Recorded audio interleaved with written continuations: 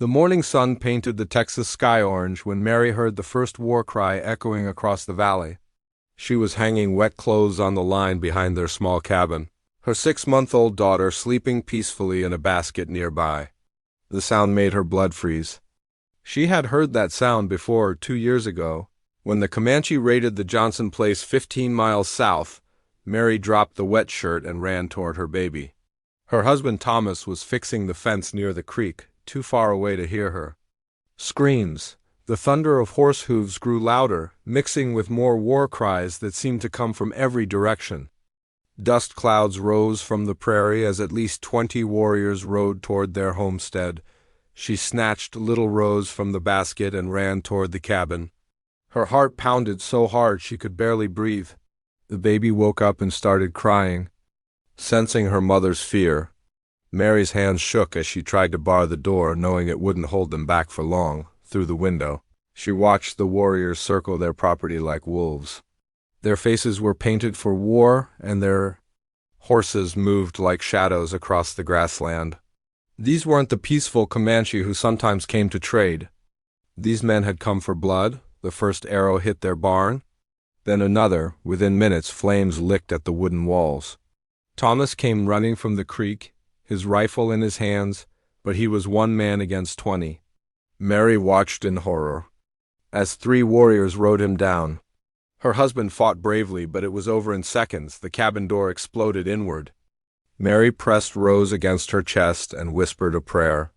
The warriors poured in like a flood, their eyes wild with the heat of battle. One of them, older than the rest, stopped when he saw her cowering in the corner with the baby.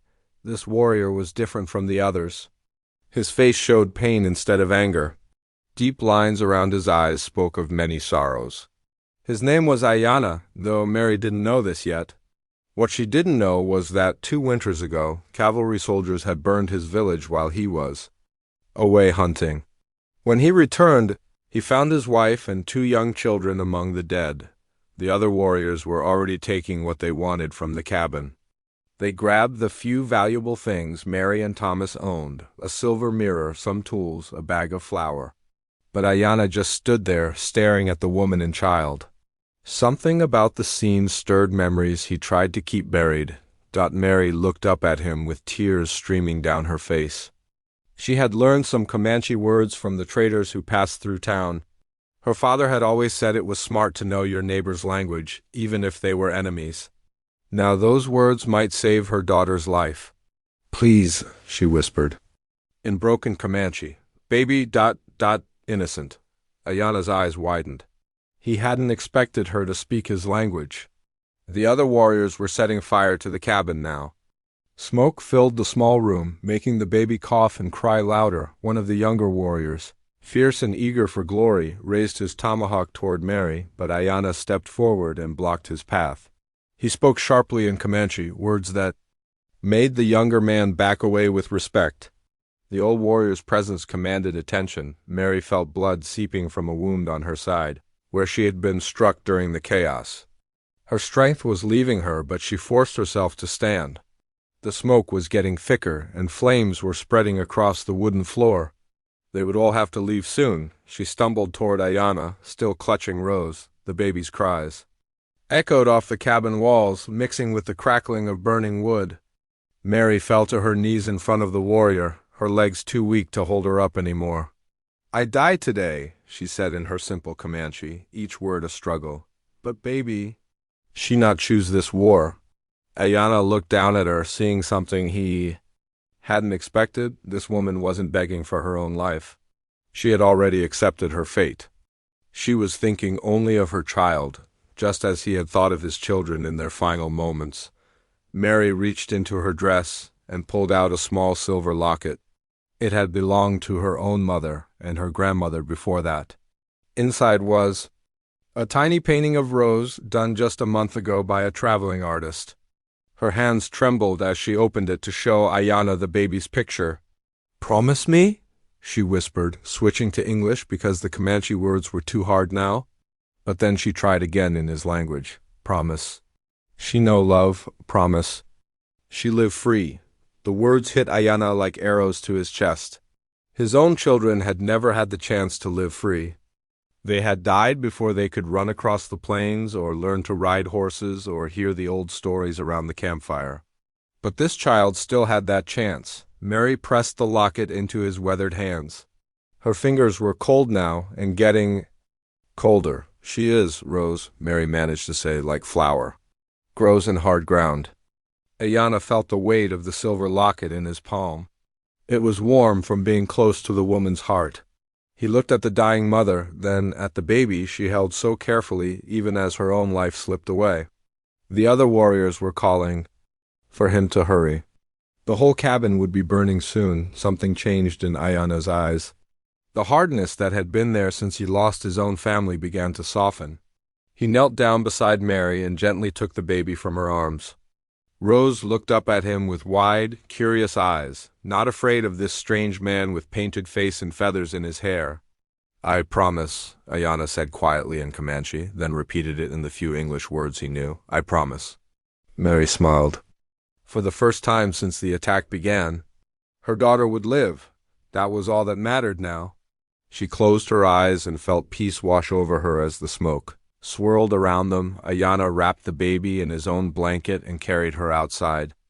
The other warriors looked at him strangely, wondering why their war leader was saving an enemy child. But none dared question him. They had seen the look in his eyes, the same look he had worn when he found his own family's bodies as they rode. Away from the burning homestead, Ayanna held Rose carefully against his chest. She had stopped crying and seemed to trust this new protector. Behind them, smoke rose into the morning sky like a prayer reaching toward heaven. The war party rode hard across the prairie, their mission complete. But Ayanna's real mission was just beginning. He had made a promise to a dying mother, and he would keep it no matter what.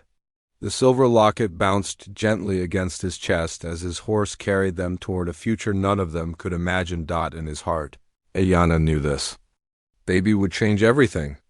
Not just for him, but for both their peoples. The promise he made that day would echo across the years, touching lives in ways he couldn't yet understand. Rose would grow up between two worlds, carrying the love of both a Comanche warrior and the mother who died to save her.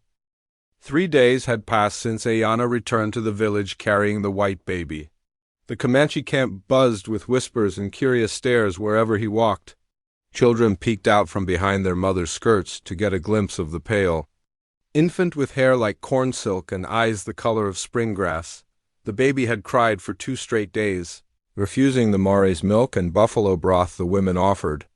She was mourning in her own way, calling for the mother who would never answer.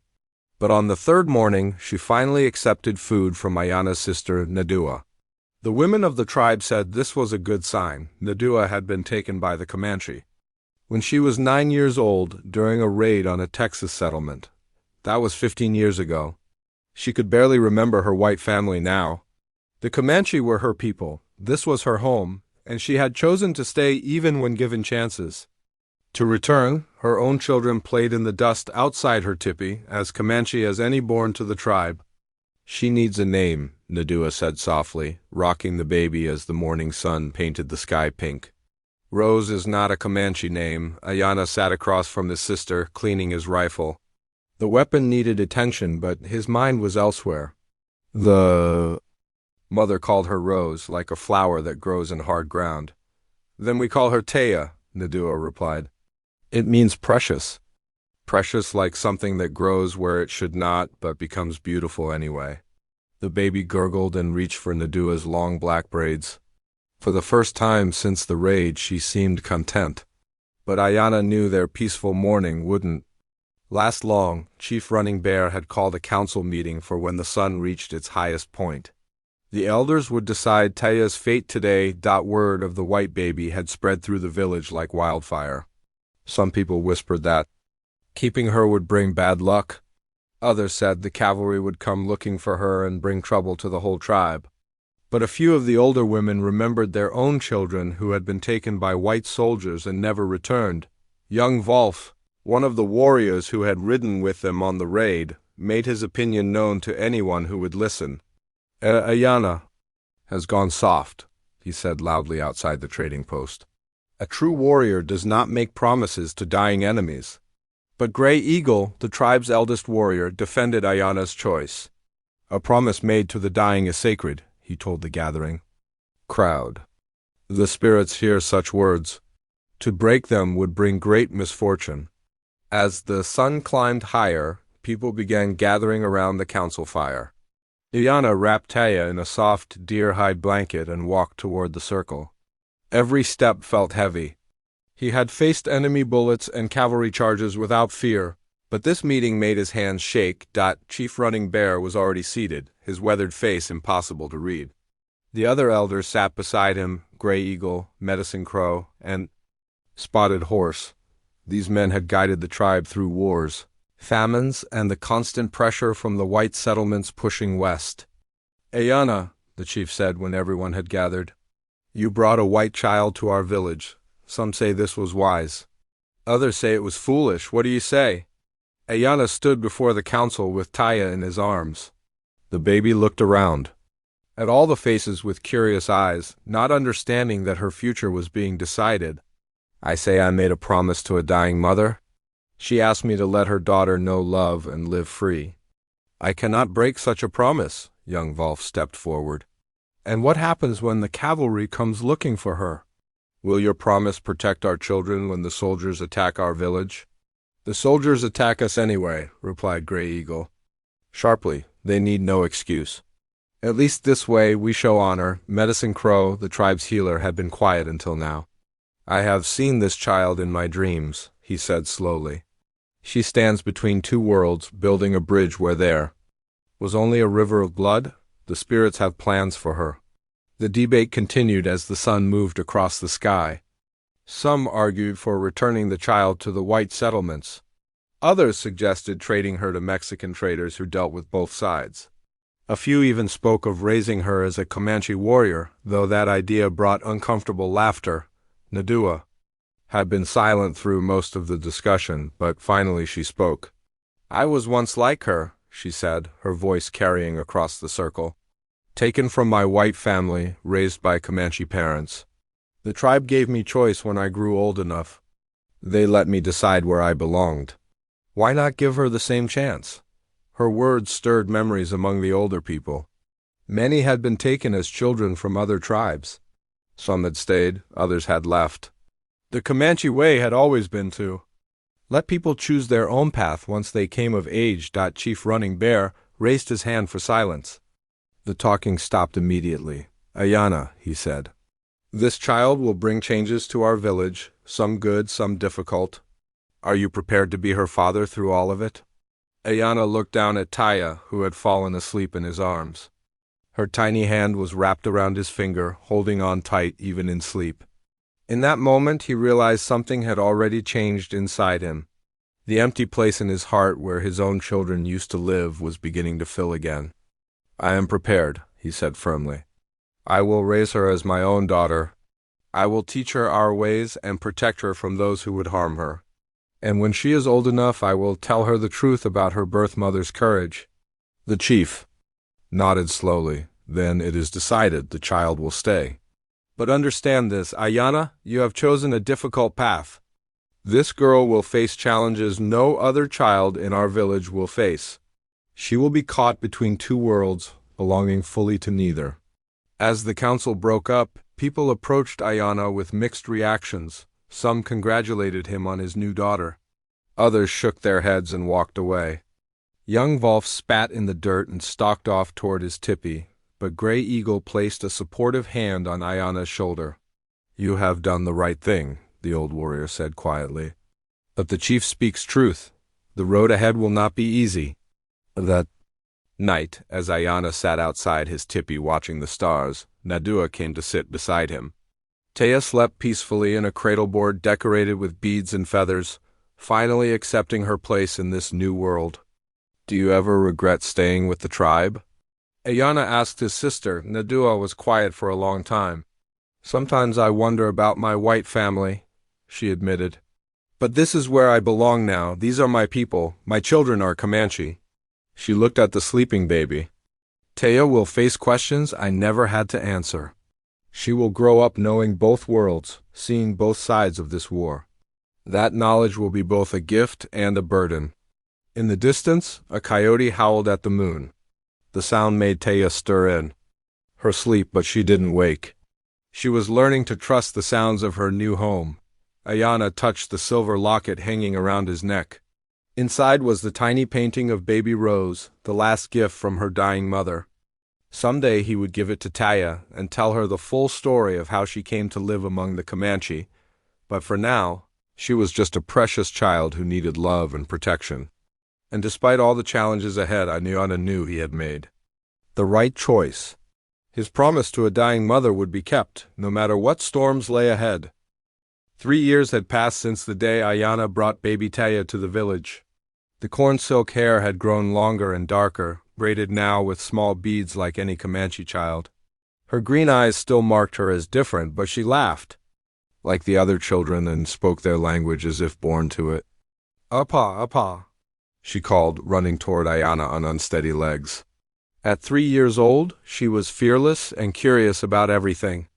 The word meant father, and it was the sweetest sound Ayana had ever heard. She threw herself into his arms, chattering excitedly about the butterfly she had chased around the camp. Ayana lifted her high into the air, making her squeal with delight. The empty ache in his chest that had lived there since losing his first family was almost gone now. This little girl had slowly healed wounds he thought would never stop bleeding. "Tell me the story about the great horse," Taya demanded, settling into his lap by the evening fire. She loved hearing about the spotted stallion that had belonged to his grandfather, a legendary warrior who could ride like the wind itself, but their peaceful evening was shattered by the thunder of approaching horses. Warriors rode into camp, at full speed, their faces painted with urgent news. Ayana recognized them as scouts who had been watching the northern trails. "Kiowa war party," shouted the lead scout as he dismounted. 200 warriors, maybe more. They're heading this way, burning everything in their path. Chief Running Bear emerged from his tipi, already reaching for his weapons. The Kiowa had been enemies of the Comanche for generations, fighting over hunting grounds and horse herds. This sounded like more than just a small raiding party. "How long do we have?" the chief asked. "Half a day at most," replied the scout. "They'll be here by tomorrow's sunrise." The camp exploded into organized chaos. Women began packing essential belongings while men prepared weapons and gathered horses. Children who had been playing moments before now helped carry supplies to hiding places in the nearby caves. Ayana felt Taya's small hand grip his shirt tightly. She didn't understand everything happening around them, but she could feel the fear in the air. "Appa, why is everyone running?" she asked in her clear, innocent voice. "We need to move camp, little flower," he told her gently, using the pet name he had given her. "Bad men are coming, and we need to keep everyone safe."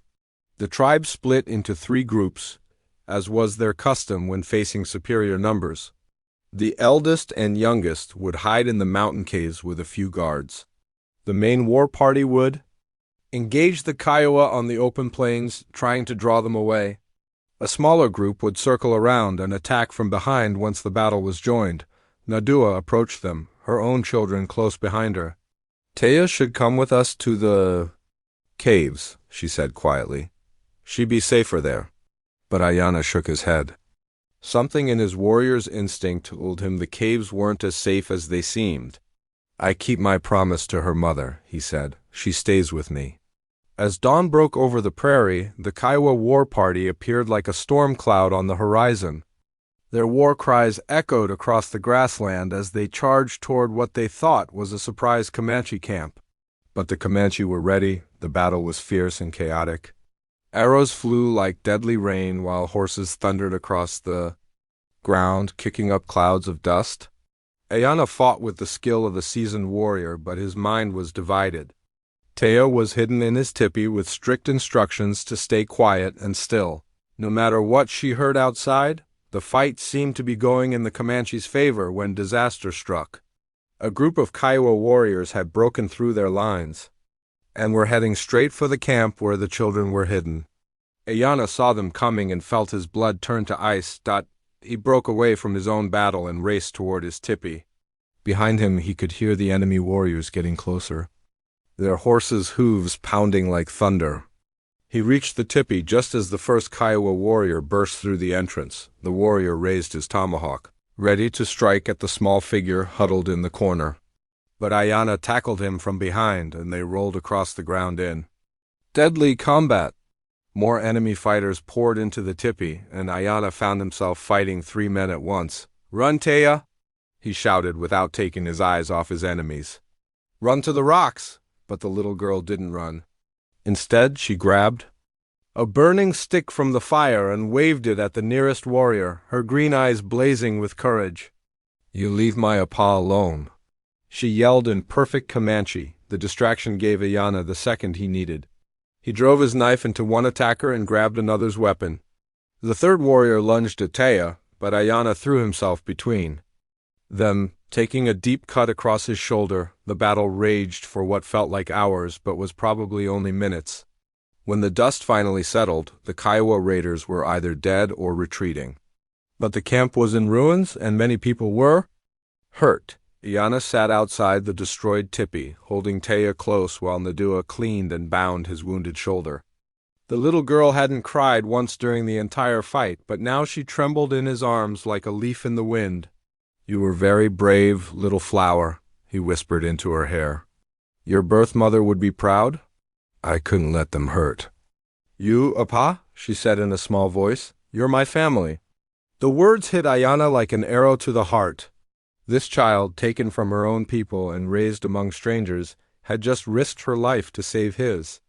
The bond between them was stronger than blood, forged in the fire of shared danger and sealed with mutual sacrifice. But their troubles weren't over. The attack had scattered the tribe, and winter was coming fast. The mountain passes would be dangerous, and they had lost many of their supplies in the fight. Chief Running Bear made the difficult decision to split the tribe even further. With small groups heading to different winter camps, Ayanna found himself leading a group of 12 people, including Nadua and her children, toward the high mountain valleys where they could wait out the cold months. It would be a hard journey, but they had no choice. The first snowfall caught them while they were still climbing toward the winter camp. Within days, the passes were blocked, and they were trapped in a small valley with limited supplies. The shelter they built was barely enough to keep the wind out, and food became scarce quickly. Taya fell sick during the worst of the winter. Her fever burned so high that she talked in her sleep about flowers and her birth mother. Ayanna stayed by her side day and night, feeding her small sips of broth and telling her stories to keep her spirits up. When a group of Mexican traders appeared in their valley, desperate for shelter from a blizzard, Ayanna saw his chance. These men had medicine that might save Taya's life. But they wanted payment, and Ayanna had little left to trade, except for one thing: his grandfather's war horse, the pride of his family for 2 generations.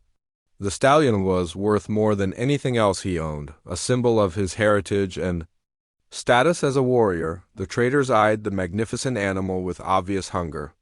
"That horse," said their leader, "and we give you medicine for the sick child." Ayanna looked at Taya, burning with fever in Nadua's arms. The horse had been in his family for 50 years. But this little girl was his family now, and her life was worth more than any possession. "The horse is yours?" he said simply. The medicine worked. Within 3 days, Taya's fever broke and her strength began to return. She was weak and thin, but alive. As she recovered, she noticed the missing horse and asked about it with the sharp curiosity of a child. "Where is Thunder?" she asked, using her name for the spotted stallion. "He went away," Ayanna told her gently. "But he helped save you, so he's still taking care of our family." Taya was quiet for a long moment, then reached up and touched the silver locket that Ayanna still wore around his neck. "Like my first. Mama took care of me? Yes, little flower, just like that." When spring finally came and they could leave the valley, they were different people than they had been before. The shared hardships had made them a true family, bound by love and sacrifice. Taya chattered happily as they rode toward the main camp, completely recovered and eager to see her friends, but Ayanna noticed changes in her too. Sometimes he would Catch her staring at her reflection in streams, studying her green eyes and pale skin. She was starting to understand that she looked different from everyone else in the tribe. Questions would come soon, and he would have to find ways to answer them. For now, though, she was simply his daughter. The precious gift that had taught him love could bloom again even in the hardest ground. The promise he had made to a dying mother was being kept, one day at a time. 8 years had passed since that terrible winter in the mountains, and Taya had grown into a bright, curious child who moved between languages as easily as she moved between the tipis in their village. She could speak Comanche like any native, Spanish from trading with the Mexican merchants, and even some English words that Nadua had taught her from her own distant memories. The morning started like any other trading day at Fort Richardson. Ayana had brought a small group to exchange buffalo hides and beadwork for metal tools and coffee beans. These visits to the fort were always tense but necessary for survival. The Comanche needed things they couldn't make themselves, and the white soldiers needed to maintain some kind of peace. Tia walked beside Ayana, fascinated by the busy fort with its wooden buildings and uniformed soldiers. She had visited trading posts before, but never anything this large. Her green eyes took in everything, the way the soldiers walked in straight lines, the strange sounds of English being spoken all around them, the women in long dresses so different from the practical clothes of Comanche women. "Stay close, little flower," Ayana warned quietly. "And remember, speak only Comanche today." But Taya's curiosity got the better of her. While Ayana was negotiating with a trader over the price of arrowheads, she wandered toward a group of white women who were examining some of the beadwork Nadua had made. They were speaking English, and she found herself understanding more words than she expected.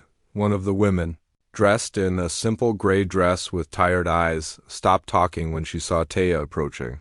Her face went completely white, as if she had seen a ghost walking in broad daylight. "Dear God," the woman whispered, her voice shaking. "It can't be." The other women turned to look at Taya, then back at their companion with confusion. The woman in gray dropped her shopping basket and took a step closer to the child. "What did you say your name was, child?" she asked in broken Comanche, her pronunciation rough but understandable. Taya looked around nervously, remembering Ayana's warning. But something about this woman's face made her want to answer. "Taya," she said softly, the woman's eyes filled with tears. "Show me your necklace," she said, pointing to the silver locket that hung around Taya's neck. It was the same locket her birth mother had pressed into Ayana's hands 8 years ago. With trembling fingers, Taya opened the locket. Inside was the tiny painted portrait of baby Rose, faded now but still recognizable. The woman gasped and covered her mouth with both hands. "Rose," she breathed. "My sister's baby Rose." The woman's name was Margaret, and she was Mary's younger sister. She had searched for years for any trace of her sister's family after hearing about the raid. Most people assumed the baby had died along with her parents. But Margaret had never stopped hoping, never stopped looking. "You have her eyes," Margaret said, crying now. "You have Mary's green eyes and her gentle way of looking at things."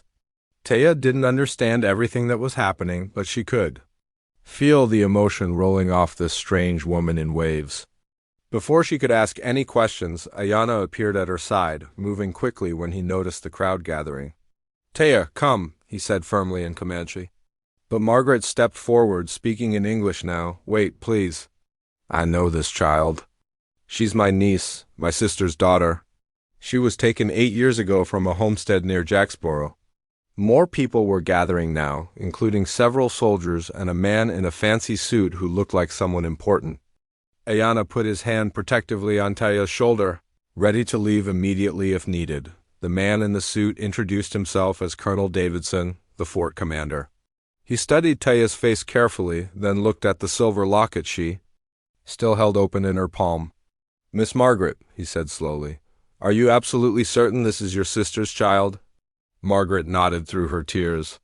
"That locket belonged to our grandmother. Mary was wearing it the day she was taken. And look at her face. She has our family's eyes and nose." Taya looked up at Ayana with confusion and fear. She didn't understand all the English words, but she could tell something important was happening. "Apa?" she said quietly, asking him to explain. The word made Margaret sob even harder. "She calls him father," she said to the colonel. "That savage has made my sister's child believe he's her father." "I am her father," Ayanna said in careful English, his voice calm but his eyes dangerous. "I raised her. I protect her. She is my daughter." Colonel Davidson looked uncomfortable with the whole situation. These kinds of disputes were becoming more common as the frontier grew smaller and the two peoples were forced into closer contact. "Miss Margaret," he said carefully, "what exactly are you asking for here?" "I want my niece back," Margaret said firmly. "She belongs with her own people, learning Christian ways and proper education. She needs to know who she really is." "I know." "Who I am?" Taya said suddenly, switching to English and surprising everyone. Her pronunciation was careful but clear. "I am Taya. I am Comanche. This is my apa." The colonel's eyebrows rose. "You speak English, child?"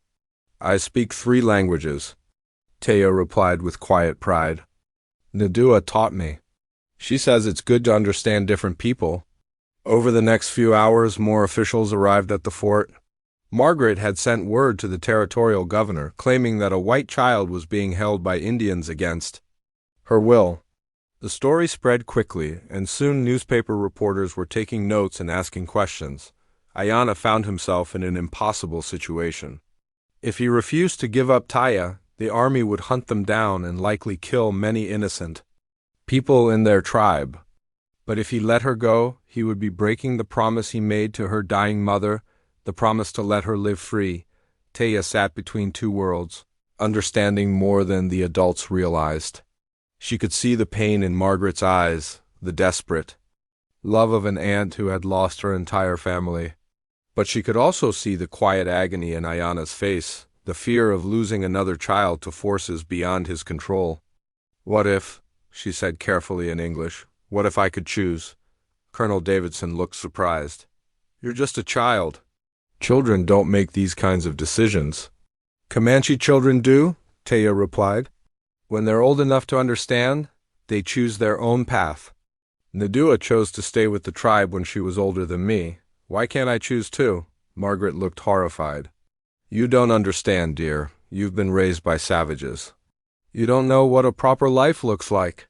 You need education and church, and—" "I have education," Taya interrupted, her voice getting stronger.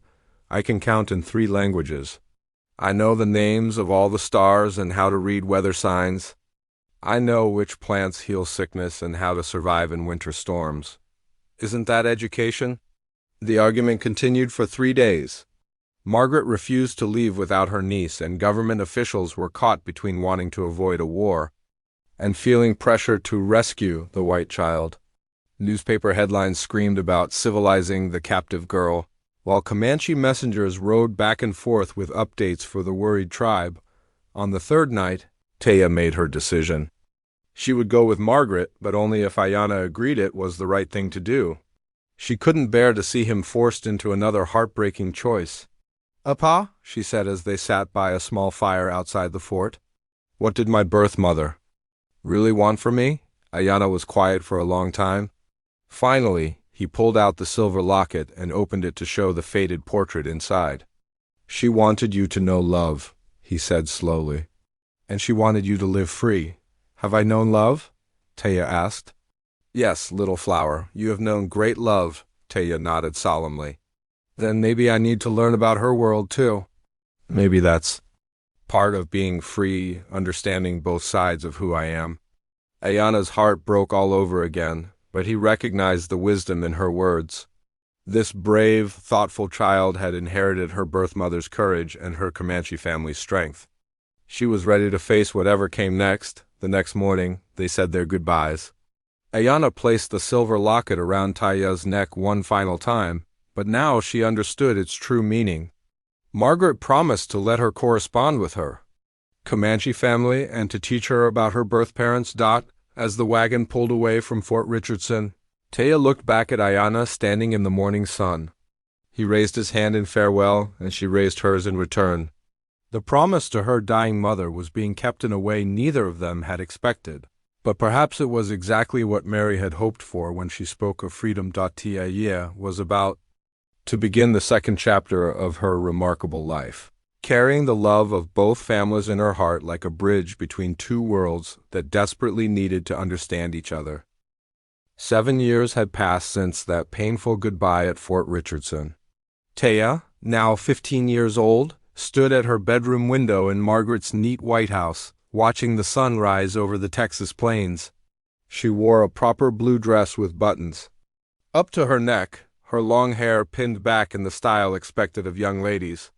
To anyone looking at her, she appeared to be a perfectly civilized white girl, but appearances could lie. Every morning, Taya still whispered a prayer in Comanche to the rising sun, just as Ayana had taught her. Every night she touched the silver locket around her neck and remembered both mothers who had loved her. Margaret had kept her promise about letters, and twice a year, traders would bring news from Ayana and the tribe. The letters always made her heart ache. Ayana wrote in simple English now, learned painstakingly from a mission teacher. He told her about the changing seasons, about horses being born, about Nadua's children growing tall. He never mentioned how much he missed her, but Taya could read the loneliness between the lines. Margaret had been kind, truly kind. She taught Taya to read and write, took her to church every Sunday, and filled her head with stories about her birth parents. The white community had eventually accepted her, especially after she proved quick with her studies and polite in her manners, but Taya never forgot who she had been before. At night, when Margaret thought she was sleeping, she would practice moving silently through the house like a Comanche scout. She remembered every star pattern Ayana had shown her, every plant that could heal or harm, every story about the old days when the buffalo covered the plains like a brown blanket. The letter that changed everything arrived on a cold February morning. Margaret found Taya crying over it at the breakfast table, the paper shaking in her hands. "What is it, dear?" Margaret asked, settling beside her with concern. "It's Ayana," Taya managed through her tears. "He's very sick. Nadua says he might not live through the spring." Margaret's face softened. Despite everything that had passed between them, she had come to understand how much the Comanche warrior meant to Taya. "I'm sorry, child." "I know you care for him greatly." "I need to see him," Taya said suddenly, wiping her eyes. "I need to go to him before it's too late." "Taya, you can't just travel alone to an Indian reservation. It's dangerous, and it wouldn't be proper for a young lady." "I don't care about proper," Taya exploded, her careful manners cracking like ice in spring. "He's my father, the one who raised me and loved me when I had no one else. I won't let him die thinking I forgot him." Margaret was quiet for a long moment. She had always known this day might come, when Taya would have to choose between her two worlds again. "If I let you go," she said carefully, "will you promise to come back?" Taya looked at her aunt with surprise. "You would let me go?" "You're not my prisoner, dear. You never were. I brought you here because I thought it was best for you. But you're old enough now to make your own choices." 2 days later, Taya was riding in a supply wagon heading toward the reservation where Ayana's tribe had been forced to settle. She had traded her proper dress for practical traveling clothes and braided her hair in the old Comanche style.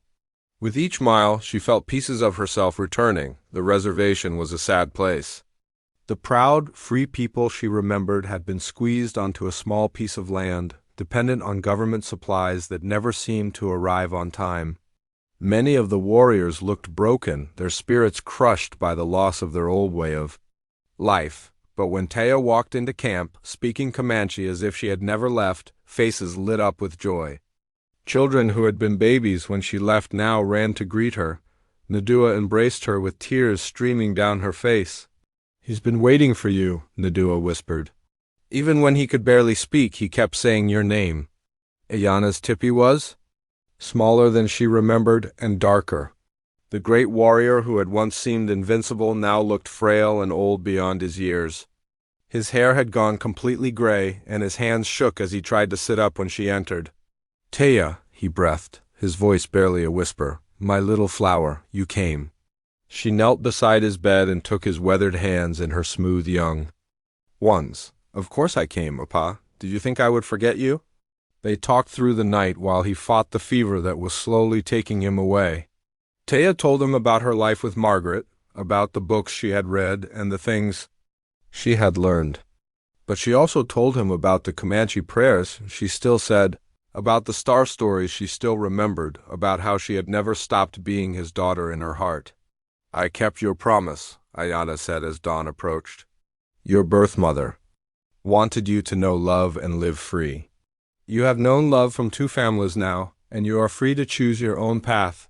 I know, Taya replied softly. And I think I finally understand what my path is supposed to be? She stayed with him for 3 more days until he passed peacefully in his sleep with her hand in his. The whole tribe mourned the loss of a great warrior, but they also celebrated his life and the love he had shown to a child who wasn't born to his people but became his daughter through choice and sacrifice. At his burial ceremony, Taya spoke in both English and Comanche, telling the story of how a dying mother's plea had created an unbreakable bond. She talked about promises kept and love that transcended the boundaries people tried to build between cultures. After the ceremony, Gray Eagle, now the eldest warrior in the tribe, approached her. What will you do now, child of two worlds? Taya looked out across the reservation, seeing both the sadness of her people's current situation and the strength they still carried in their hearts. I think I know why this all happened, she said slowly. Why my birth mother died the way she did, why Ayana found me, why I lived in both worlds. Tell me, Gray Eagle said. Someone needs to build bridges, Taya replied. Someone needs to help both peoples understand each other. I can speak both languages, know both ways of thinking. Maybe that's my purpose. She returned to Margaret's house, but she was different now. She began writing letters to newspapers, telling true stories about life on the reservations. She spoke at churches and community meetings, translating between the fears and hopes of both white settlers and native tribes. When she turned 18, Taya married a young teacher who shared her dream of building understanding between peoples. Together, they established a school that welcomed children from all backgrounds, teaching them to value both their own heritage and respect for others. Years later, as Taya sat beside her own daughter's bed, she told the story once again. She opened the silver locket, now worn smooth from handling, and showed her child the faded portrait inside. This is your grandmother Rose, she said softly. She died to save me, and a brave warrior named Ayana kept his promise to her. Because of their love, you exist. Because they chose hope over hatred, you can grow up in a world where different peoples can live as neighbors instead of enemies. Her daughter, with eyes that mixed green and brown like autumn leaves, listened carefully to every word. The story would continue, passed down through generations, a reminder that love could indeed conquer the deepest divisions. The silver locket would travel down through the family line, carrying with it the memory of a dying mother's plea, a warrior's unbreakable vow, and a bridge-building daughter who proved that sometimes the most important promises are the ones we keep long after the person who asked for them is gone. In the end, both Mary and Ayana had achieved what they wanted most. Taya had known profound love from multiple families, and she had lived free to choose her own remarkable path. The promise made in a burning cabin so many years ago had grown into something beautiful that would touch countless lives for generations to come.